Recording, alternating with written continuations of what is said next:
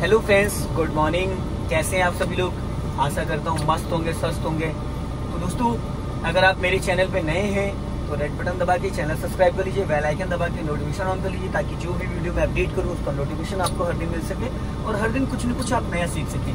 तो दोस्तों, आज हम बात करते हैं कार को फर्स्ट गियर से लेके सेकंड गियर से थर्ड गियर से फोर्थ गियर से फिफ्थ गियर और फिफ्थ गियर से फोर्थ गियर से थर्ड गियर से सेकंड गियर से फर्स्ट गियर को अप और गियर को डाउन, कौन सी गियर को कब हमें लगाना चाहिए, किस गियर में कार किस सिचुएशन में चलानी चाहिए, गियर बदलते वक्त हाथों का पोजीशन स्टीयरिंग पे कैसे होना चाहिए, गियर लीवर को कौन से गियर में कैसे पकड़ना है, क्लच दबाने का जो तरीका है वो फुल क्लच दबाना या हाफ क्लच। तो ये जीरो से लेके और हीरो तक का वीडियो होगा, A to Z आपको इसमें नॉलेज मिलेगा। प्रैक्टिकल करके दिखाऊंगा, ऑन रोड ऑन ट्रैफिक चला के दिखाऊंगा। डिवाइडर रोड है, ये VIP रोड है, डिवाइडर रोड है, 2 लाइन का रोड है। आपको 5 से 10 किलोमीटर में चला के दिखाऊंगा। मेरे पास होंडई की सेंट्रो है, पावर स्टीयरिंग पेट्रोल गाड़ी। तो आपको मैं गियर पकड़ने का तरीका, स्टीयरिंग पे हाथों का तरीका, कभी कभी क्या होता है हम गियर लगाते हैं हमारा स्टीयरिंग लहरा जाता है, कुछ लोग यहाँ स्टीयरिंग पकड़ते हैं, कुछ लोग यहाँ पकड़ के चलाते हैं, कुछ लोग ऐसे पकड़ते हैं, कुछ लोग ऐसे। इसका सही तरीका क्या है? तो वीडियो में बने रहिएगा, बहुत ही लाजवाब वीडियो होने वाला है। तो देखिए, सबसे पहले तो हमें अपनी सीट अपनी हाइट के हिसाब से एडजस्ट करनी, जो कि ऑलरेडी मैंने कर रखी है। अब मुझे क्या करना है, क्लच जो है वो टो से दबाना है, टो वाले पॉइंट से। मैंने फुल क्लच दबाया, first gear, second gear, third gear, fourth gear, fifth gear, reverse gear. जब भी आप कोई गियर लगाते हो तो वहां पे आपको 101% क्लच दबाना होता है, 99 नहीं, 50 नहीं, 70 नहीं।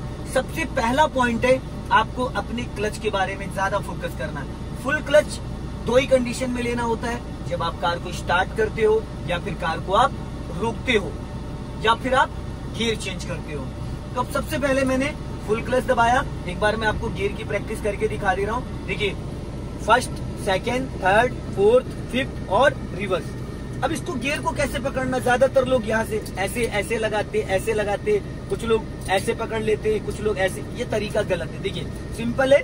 सबसे पहले इस लाइन को समझना है, ये न्यूट्रल है। अब हमने गियर लीवर को यूं पकड़ा तो पूरा गियर लीवर देखो, ये हाथ यहाँ नहीं लगाना, ये जो हमारा पॉइंट है ये यहाँ लगाना। हमने ये पकड़ा और इसको कर दिया ऊपर। ये हो गया फर्स्ट गियर। फर्स्ट गियर का काम होता है 0 to 10। सिर्फ कार को 2 से 4-10 मीटर आप चला सकते हो। कार को स्टार्ट करने के लिए होता है फर्स्ट गियर। फर्स्ट गियर में आप ज्यादा टाइम तो कार नहीं चला सकते। फर्स्ट गियर 0 to 10 होता है। सेकंड गियर के लिए देखिए, इसको हमने इधर पूरा सटाया और डायरेक्ट हम इधर खींच देंगे, सेकंड गियर हो गया। या फिर यहाँ पे फर्स्ट गियर था, हमने इसको न्यूट्रल किया, न्यूट्रल करते जैसे छोड़ेंगे ये थर्ड और फोर्थ के बीच में आएगा, हमने फिर लेफ्ट दबाया और ये सेकंड गियर। सेकंड गियर की जो स्पीड होती है दोस्तों, वो होती है 10 to 20। फर्स्ट गियर के बाद जब हम सेकंड गियर लगाते हैं तो इंजन को थोड़ा सा स्मूथनेस मिलती है। सेकंड गियर के लिए ये।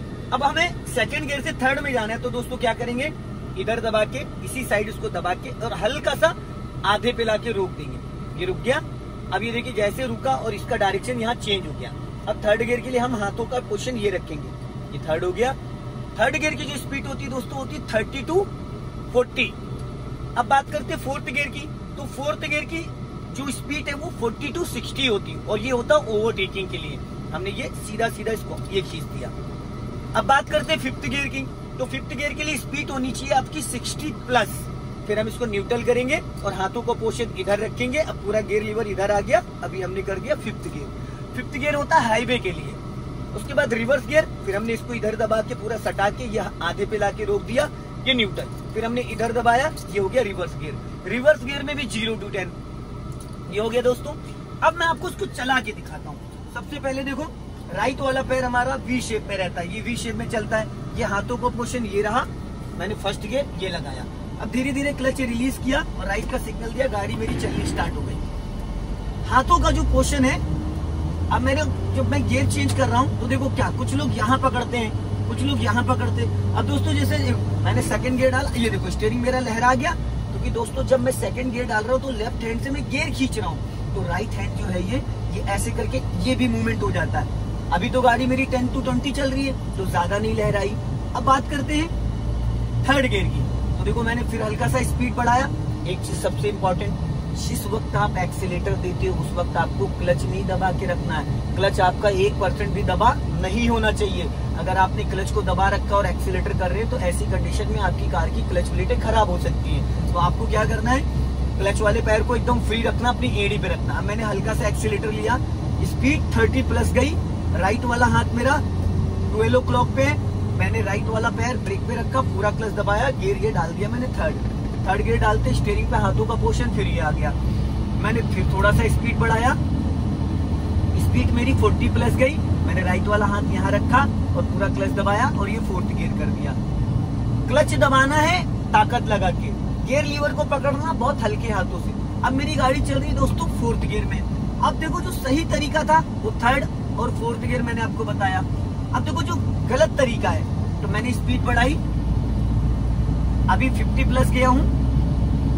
अब ये देखो मेरे को 5th गियर डालना है, तो मैंने क्या करना है, ये 5th गियर के लिए स्पीड मैंने 60 प्लस कर दिया। अब राइट वाला पैर मेरा ब्रेक पे आया और यहाँ पे देखो मैंने क्लच दबा के ये स्टीयरिंग मेरा लहरा गया क्योंकि मैंने हाथ यहाँ पे रखा था। और जब हम लेफ्ट हैंड से गियर खींचते हैं तो हमारा राइट वाला हाथ ऑटोमेटिकली वो मूवमेंट में आ जाता है। अब मैं आपको देखो दिखाता हूँ, अभी 5th गियर में गाड़ी चल रही है, मैं आपको बिना स्टीयरिंग पकड़े गियर लगा के दिखाऊंगा। ये देखो 4th गियर हो गया, ये 3rd गियर हो गया, कोई लहरा नहीं रही है गाड़ी। फिर मैंने स्पीड बढ़ाई, वहां टर्निंग था, ये देखो ये 4th गियर हो गया। फिर मैंने ये न्यूट्रल किया, ये 5th गियर हो गया, गाड़ी अपने आप चल रही है।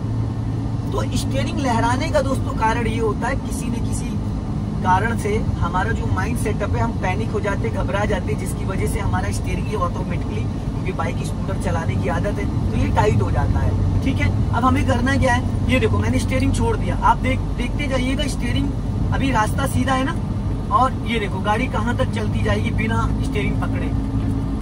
देख रहे हैं, बिना स्टीयरिंग पकड़े गाड़ी कहाँ तक जा रही है, ये देखो। ठीक है, हल्का फुल्का तो लहराएगी बट इससे ज्यादा नहीं। अब मेरी गाड़ी चल रही है दोस्तों 5th गियर में, तो 1st गियर से 5th गियर मैंने आपको बता दिया कैसे। अब बात करते हैं गियर डाउन। क्या हमें डाउन करने के लिए 5th, 4th, 3rd, 2nd, 2 आना चाहिए? नहीं। अब जैसे गाड़ी मेरी चल रही है यहाँ पे 60 प्लस, ठीक है, 60 से ऊपर मैं चल रहा हूँ, तो अब हमें पहले गियर डाउन करना है, स्पीड कम करना है। तो दोस्तों जैसे अभी मैं चल रहा हूँ 5th गियर में, तो अब मुझे क्या करना है, 4th गियर डालना है। तो मैंने पहले ब्रेक से स्पीड कम करी, ब्रेक से स्पीड मैंने 40 ले आया। अब मैंने क्या करा, पूरा क्लच दबाया और इसको कर दिया 4th गियर। हो गया। कभी भी पहले क्लच दबा के गियर नहीं डाला डाउन करना होता है, पहले ब्रेक से स्पीड कम करो, फिर क्लच दबा के गियर डाउन करो। जब हम गियर अप करते हैं तो पहले स्पीड बढ़ाते हैं, फिर क्लच दबा के गियर अप करते हैं। जब हम गियर डाउन करते हैं तो देखो अभी मैं चल रहा हूँ 4th गियर में, ठीक है, 4th गियर की स्पीड होती है 40 to 60। अब मुझे क्या करना है, 3rd गियर डालना है। तो मैंने ब्रेक से पहले स्पीड कम करी, गाड़ी मेरी 30 माइनस आ गई, मैंने पूरा क्लच दबाया और ये कर दिया 3rd गियर। ठीक है दोस्तों, ये 3rd गियर हो गया। अब अगर मुझे यहाँ पे 2nd गियर करना है तो मैंने देखो ब्रेक से स्पीड कम करी और ये मैंने क्लच दबाया और ये कर दिया 2nd गियर। अब गाड़ी मेरी 20 माइनस आ गई, 20 माइनस, तो 2nd गियर की जो स्पीड है वो 10 to 20 होती है। अब अगर मुझे किसी कारण कार को रोकना पड़ गया तो मैंने क्या करा, 1st और 2nd गियर में पूरा क्लच दबाया और धीरे से ब्रेक ले लिया। अब उसके बाद गाड़ी रुक गई। अब रुकने के बाद दोस्तों सबसे पहले हमको इसको करना है 1st गियर में। अब 1st गियर में करने के बाद हाफ क्लच पे हल्का सा एक्सीलेटर लेके गाड़ी को हम उठा सकते हैं। हल्की स्पीड बढ़ाई, फिर क्लच दबा के 2nd गियर कर दिया, 10 to 20 हो गया। फिर हल्की स्पीड बढ़ाई, फिर क्लच दबा के 3rd गियर कर दिया, 30 प्लस चले गए। फिर हल्की स्पीड बढ़ाई, फिर हमने क्लच दबा के 4th गियर कर दिया, 40 प्लस हो गया। फिर हल्की स्पीड बढ़ाई हमने, ये 4th गियर हो गया। अब 50 प्लस चले गए, फिर हल्का एक्सीलेटर ले लिया, एक्सीलेटर लेते वक्त मैंने क्लच नहीं दबाया। अब 60 प्लस चले गए, राइट वाला हाथ 12 o'clock पे आया, फिर मैंने यहाँ से 50 गियर कर दिया। तो जब भी कभी आपको गियर अप करना है तो पहले आप एक्सीलेटर लेंगे, फिर क्लच दबा के गियर अप करेंगे। जब आपको गियर डाउन करना है तो पहले ब्रेक से स्पीड, अब जैसे मुझे गियर डाउन करना है, ब्लाइंड टर्न आ रहा है, मैंने देखो ब्रेक से स्पीड कम करी, गाड़ी की स्पीड 40 माइनस आ गई, क्लच दबा के 4th गियर कर दिया, क्लच ब्रेक को रिलीज कर दिया, गाड़ी मेरी गियर में चल रही है। तो ये तरीका होता है। बहुत सारे व्यक्ति को इसके बारे में नहीं पता है और गलत तरीके से स्टीयरिंग जो है यहाँ से कंट्रोल करनी चाहिए, ये चीज, इसको टाइट नहीं करना होता। अब जैसे सपोज बहुत सारे क्वेश्चन आपके माइंड में चल रहे हैं, मान लो मैं चल रहा हूँ 4th गियर में और अचानक मेरे सामने कोई आ गया, कोई व्हीकल या कुछ भी कुछ आ गया। अब मैंने क्या करा, पूरा क्लच देन ब्रेक, मैंने गाड़ी रोक दी। यहाँ पे मेरी गाड़ी रुक गई। कौन से गियर में है? 4th गियर में। गाड़ी को रोका किसी भी गियर में जा सकता है, 3rd 4th 5th any how किसी भी गियर में। अब मेरी गाड़ी रुक गई, इंजन ऑन है, मैंने इसको न्यूट्रल कर दिया क्योंकि गाड़ी रुकने के बाद न्यूट्रल हो गई। अब मैंने इसको 1st गियर में उठाया। गाड़ी रोकने के बाद अगर प्रॉपर कार आपकी स्टॉप हो जाती है तो उसको आपको हमेशा 1st गियर में ही उठाना। वापस मैंने 2nd गियर कर दिया। अब फिर मैंने थोड़ी स्पीड बढ़ाई, ये मैंने यहाँ पे 3rd गियर कर दिया।